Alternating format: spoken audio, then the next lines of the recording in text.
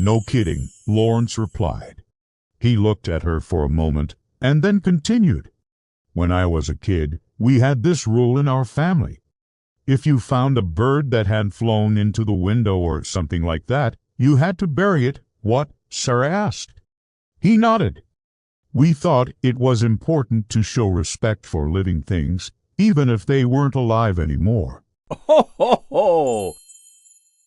So we buried them in the garden." "Oh," she whispered, understanding dawning on her.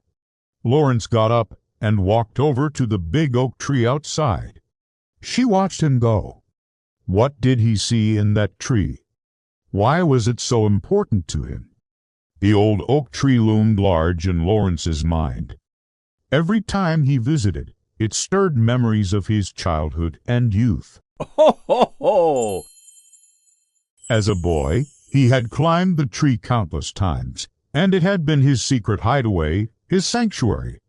He had carved his initials into its bark and made a nest in its lowest branches where he had read books and dreamed dreams.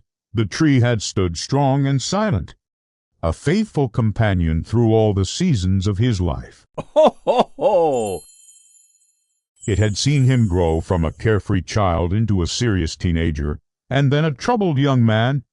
Now, as he stood there looking up at its gnarled branches, he felt a deep sense of loss and sadness. The tree had become a symbol of his connection to his past and to his family. It represented a time when life was simpler and full of hope. Ho, ho, ho!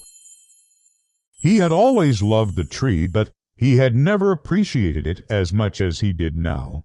In its rough bark and sturdy limbs, he saw the imprint of a life well lived, a life that had been both joyful and sorrowful, but ultimately a life that had been full of love and beauty. Ho, ho, ho!